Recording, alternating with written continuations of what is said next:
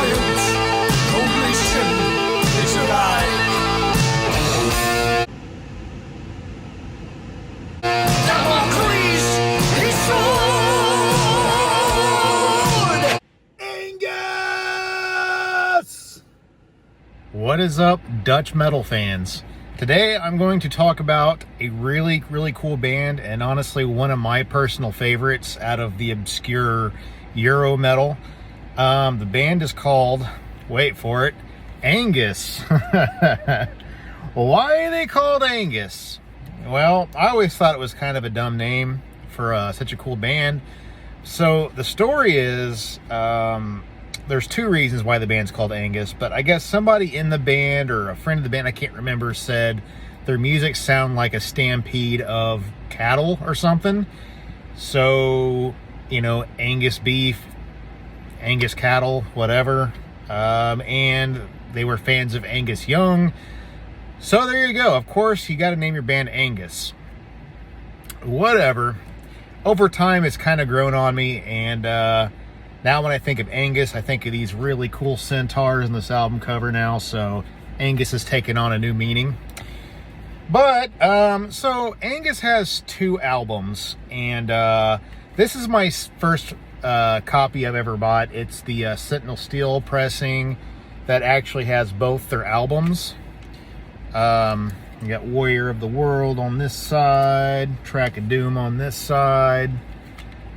Pretty cool pressing. I discovered this because all because of Shadow Kingdom Records. They were actually called like Evil Legend Records way back in the day when I discovered this. But I was just going through, and they had clips of things you can listen to, and I found a lot of cool stuff like that day. But Angus was one of them. I immediately had to put that in my cart and order it among, you know, with some other stuff. Yeah, to this day, it's still one of my favorite bands that I've discovered. And so let's talk about their music. What is it? A lot of speed metal, mainly. A little bit of traditional metal. I'd say the first album is mainly speed metal, and the second album, Warrior of the World, is a little more traditional metal. You know, you can hear some like Iron Maiden stuff in there, but a lot of it's just really, it's kind of epic too at the same time, but just, it really does sound like a stampede of cattle if you actually think about it. So kind of makes sense. So Track of Doom, okay, the singer for Angus, his name is like, I forget his last name, it's Edgar something. And I'm not sure, but I think he passed away a few years ago, unfortunately. I've always wanted to see this band if there was ever a chance, and I think he's kind of a mandatory part of the band because he has a voice that, when you hear it, it's you know, he's very distinctive. Honestly, I think the dude's a great singer, but I will admit on Track of Doom, he sounds a little bit too over the top. Comes off a little goofy sometimes, even if I think he's, you know, he's a really good singer, pretty good range. He just has a lot of vibrato, mainly on this first album, and I don't know, and his voice is really loud on Track of Doom too, so it really sticks out like a sore thumb. But I do think on Warrior of the World that he kind of toned it down. He's kind of mixed into the music better. It kind of flows, fits better. And I do think the dude is a fantastic metal singer. I think if he just kept going, he would just get better and better and better, in my opinion. But he does show some good skills. I will say some of the lyrics are a little stupid. It's probably a language barrier issue. I can forgive that. But you know, let's talk about the songs on here on Track of Doom. It starts off with the Centaur, amazing instrumental.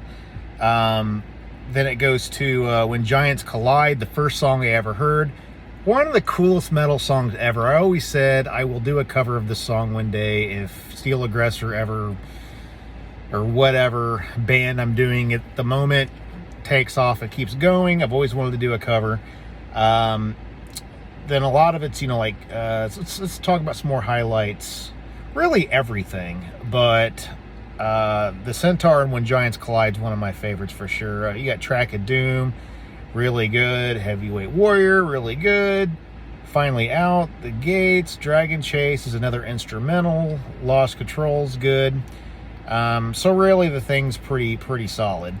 The production's pretty good too. Everything's real clear. The guitars sound a little bit too fuzzy. I don't know why, but it doesn't hurt it though. It's definitely not a bad sound. It's just kind of a different sound. But the second album, Warrior of the World, I feel like they kind of fixed a lot of things. Like, I think Edgar sings a lot better. He kind of fixed issues, with this direction. The guitars actually sound better. The production sounds better. The songwriting, okay. When I first got this, Track of Doom was like my big favorite. I was obsessed with Track of Doom. Warrior of the World, I liked it, but for some reason I had a hard time listening to it for a while. I just couldn't give it a chance because I like Track of Doom so much. But over time, I started really listening to Warrior of the World, and surprisingly, I actually think it might edge out Track of Doom nowadays. Now that I've matured and checked them out both, and I've heard them like both 100 times over. Well, more than 100, I'm sure. I've listened to this a lot. But, yeah, so Warrior of the World, I think, has got better songwriting. It's just all around, it comes together better. And there's still speed metal. I mean, it's a little bit toned down in a sense, a little more traditional metal, but there's still speed metal. There's still double bass. Now let's look at the tracks. Warrior of the World is a little bit more of a traditional heavy metal song, but it's so good. The chorus is really good. A lot of the choruses on this are actually really good. Moving Fast is really good. Leather and Lace, good. Money Satisfies, really good. Black Despair, really good. 2086, Freedom Fighter. I mean, if God's in heaven, why is there hell on earth? Yeah, this whole thing's pretty solid. There's also, this version is also missing a track, and I never knew that. I eventually found, I went to Legions of Metal Festival, or it might have been called Ragnarocker at the time. I can't remember. But Gary Schaefer had, well, I mean, I'm not one to rebuy things, but he had both albums. They've released them separately, and I'm like, you know what? I have to buy it. That's cool. I bought them. And so now that's kind of the ones I listen to, and I think they've been remastered a little bit, which I'm not a big remaster person, but I'll admit they sound pretty good. But I found out that Warrior of the World actually has another track that this does not have on it, and I don't remember the name of it. I should have brought that version, but it's actually a ballad, so you're not missing much. Really, probably not missing anything. So he probably left it off to make room for both albums, which I understand. Sentinel Steel, the guy that runs that's really cool. I've talked to him. I've even sent some Steel Aggressor albums to him. That's my old band. So yeah, so these are really cool albums. I love them both. I listen to them quite a bit, and I don't know, like I say, track it down right now.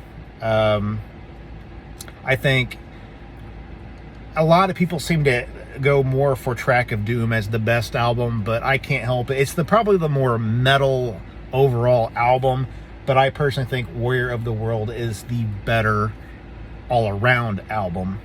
So that's just what I have to say about it. And don't really know what else to say. Well, maybe I could pop it open.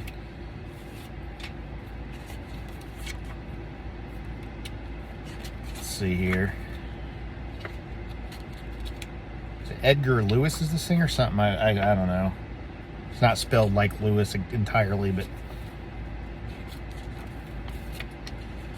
I was hoping to find like one really big, really nice band picture, but yeah, about as close as you can get. You really ought to check out the the music video for When Giants Collide. That's a pretty cool video. Gotta love Edgar's facial expressions on there. They were such a cool band, but I don't know what happened to them after their second album, but they just kind of disappeared, unfortunately. But I don't know. That's about all I got to say about them right now. Oh, there's a pretty good band photo. But yeah, check them out. And if you like this video, subscribe. Tell me what you think of Angus. And stay metal.